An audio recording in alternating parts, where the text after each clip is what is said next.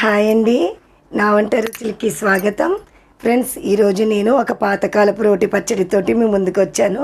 మరి ఆ రోటి పచ్చడి ఏమిటంటే, ఈ సీజన్లో ఎక్కువగా దొరికే చింత చిగురుతోటి నోటికి కమ్మగా పుల్ల పుల్లగా లైట్గా వగరుగా ఉండే చింత చిగురు రోటి పచ్చడిని ఇప్పుడు నేను ఈ వీడియోలో చేసి చూపిస్తున్నాను.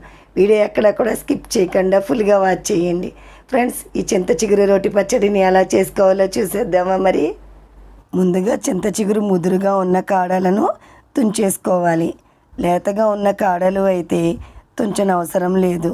ఫ్రెండ్స్, ఇక్కడ నేను ఈ చింత చిగురు రోటి పచ్చడికి లేతగా ఉన్న చింత చిగురును తీసుకున్నాను. మీరు కావాలంటే మీడియంగా ఉన్న చింత చిగురును తీసుకున్నా కూడా పర్వాలేదు. కానీ ఈ పచ్చడికి ఆకు బాగా ముదురుగా ఉండకూడదు. తరువాత ఈ చింత చిగురుని శుభ్రంగా వాష్ చేసుకుని ఈ నిలు కాడలు ఉంటే తీసేసి తడి ఆరే వరకు ఒక పొడి క్లాత్పై ఆరేసుకుని ఉంచుకోవాలి. తరువాత స్టవ్ ఆన్ చేసుకొని ప్యాన్ పెట్టుకోవాలి. ప్యాన్ కొద్దిగా వేడెక్కిన తరువాత ఒక చిన్న టీ గ్లాసుతో ఒక గ్లాసు నూనెను తీసుకొని కొద్దిగా వేసుకోవాలి. ఆయిల్ లైట్గా హీట్ అయిన తరువాత 14 ఎండుమిరపకాయలను తుంచుకొని వేసుకుని ఇప్పుడు వీటిని లో ఫ్లేమ్లో వేగనివ్వాలి. ఎండుమిరపకాయలు ఇలా వేగిన తరువాత ఒక ప్లేట్లోకి తీసుకోవాలి. ప్లీజ్ ఫ్రెండ్స్, ఈ వీడియోని చూస్తున్న వాళ్ళు ముందుగా వీడియోని లైక్ చేయండి. మీరు ఇచ్చే లైక్స్ కామెంట్స్ వల్ల నా వీడియోస్ ఇంకొంచెం ముందుకు వెళ్ళటానికి ఎంతో సపోర్ట్ చేసిన వారు అవుతారు. తరువాత ఇంకొంచెం లైట్గా ఆయిల్ వేసుకుని 10 వెల్లుల్లి రెబ్బలను చితక్కొట్టుకుని వేసుకుని వేయించుకోవాలి.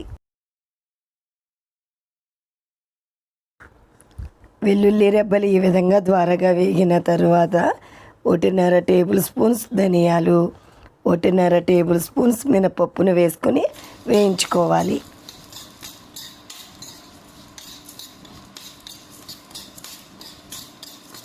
అలాగే ఒక చిన్న టీ స్పూన్తో 1 టీ స్పూన్ మెంతులను వేసుకోవాలి. మరియు 1 టేబుల్ స్పూన్ జీలకర్రను కూడా వేసుకోవాలి. ఇవి కూడా కొద్దిగా వేగిన తరువాత 1 టేబుల్ స్పూన్ తెల్ల నువ్వులను వేసుకుని, నువ్వులు త్వరగా వేగుతాయి కాబట్టి లో ఫ్లేమ్లో 2 నుంచి 3 నిమిషాలు మాత్రమే వేయించుకోవాలి. ఒక చిన్న నిమ్మకాయ సైజు చింతపండును కూడా వేసుకోవాలి.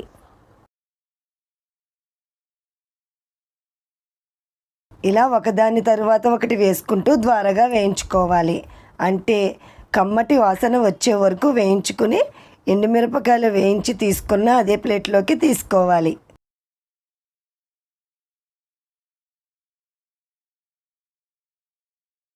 తరువాత అదే ప్యాన్లో ఇంకొంచెం నూనెను వేసుకుని గుప్పెడుతో 1.5 గుప్పెడు శుభ్రం చేసుకున్న చింత చిగురుని వేసుకుని లో ఫ్లేమ్లో వేయించుకోవాలి.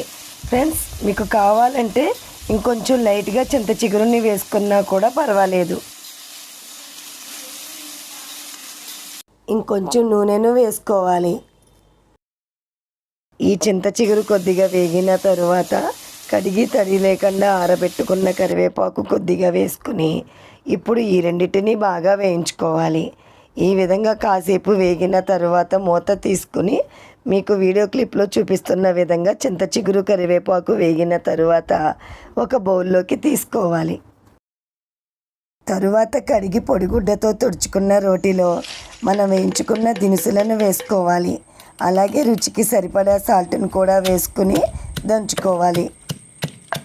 దినుసులను ఇలా కాసేపు దంచుకున్న తరువాత ఈ విధంగా రాయితో రుబ్బుకోవాలి. ఫ్రెండ్స్, నా ఛానల్లో ఇంకా veg and non veg recipes, అలాగే రోటి పచ్చళ్ళు మరియు నిలవ పచ్చళ్ళ రెసిపీస్ ఉన్నాయి.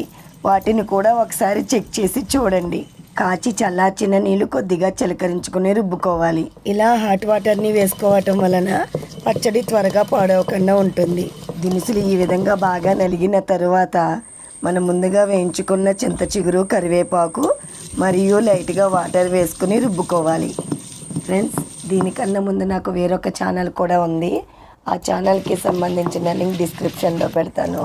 మీకు ఆ ఛానల్లో కంటెంట్ కూడా నచ్చినట్లయితే తప్పకుండా వాచ్ చేయండి. చివరిగా ఒక పెద్ద ఉల్లిపాయను వేసుకుని కచ్చబచ్చాగా రుబ్బుకొని ఒక బౌల్లోకి తీసుకున్న తరువాత తాలింపుని పెట్టుకుని ఈ పచ్చడిలో వేసుకుని కలుపుకోవాలి. ఈ పచ్చడిని ఫ్రిడ్జ్లో స్టోర్ చేసుకుంటే పాడవకుండా వారం రోజుల పాటు ఫ్రెష్గా నిల్వ ఉంటుంది. ఈ పచ్చడి తాలింపు కోసం చింత చిగురు వేయించుకున్న అదే ప్యాన్లో మిగిలిన ఆయిల్ వేసుకోవాలి.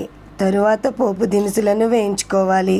అంటే 1/2 టేబుల్ స్పూన్ పచ్చిశనగపప్పు, 1/2 టేబుల్ స్పూన్ మినపప్పు, 1 చిన్న టీ స్పూన్తో 1 టీ స్పూన్ జీలకర్ర, 1 టీ స్పూన్ ఆవాలను వేసుకోవాలి.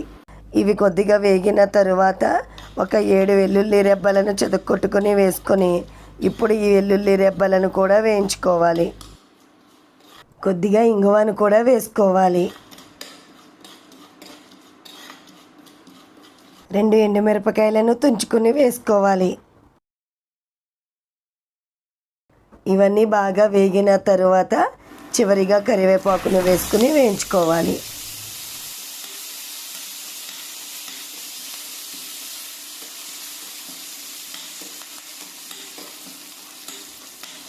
ఈ పచ్చడి తాలింపు అంతా బాగా వేగిన తర్వాత స్టవ్ ఆఫ్ చేసుకొని పచ్చడిలో వేసుకొని కలుపుకొని ఒక సర్వింగ్ బౌల్లోకి తీసుకోవాలి. అంతే ఫ్రెండ్స్, ఎంతో టేస్టీ అండి యమ్మీగా ఉండే చింత చిగురుతోటి రోటి పచ్చడి రెడీ. ఫ్రెండ్స్, మరి మీరు కూడా నేను చూపించిన విధంగా ఒకసారి ట్రై చేసి చూడండి. టేస్ట్ అయితే చాలా అదిరిపోయింది. తరువాత ఈ పచ్చడిని వేడి వేడి అన్నంలో వేసుకొని కలుపుకొని తింటే టేస్ట్ అయితే చాలా అదిరిపోయింది. అంతే ఫ్రెండ్స్, ఎంతో టేస్టీ అండి యమ్మీగా ఉండే చింత చిగురు రోటి పచ్చడిని ఎలా చేసుకోవాలో చూశారు కదా. మరి మీరు కూడా ఇదే విధంగా ట్రై చేసి మరి మీకు ఎలా వచ్చిందో క్రింద ఇచ్చిన కామెంట్ సెక్షన్లో తెలపండి. మరి అయితే ఈ వీడియో మీకు నచ్చింది అనుకుంటున్నాను. నచ్చితే మీ ఫ్రెండ్స్కి మీ రిలేటివ్స్కి షేర్ చేయండి. మరి నా నెక్స్ట్ వీడియోలో కలుద్దాం. Okay, bye friends.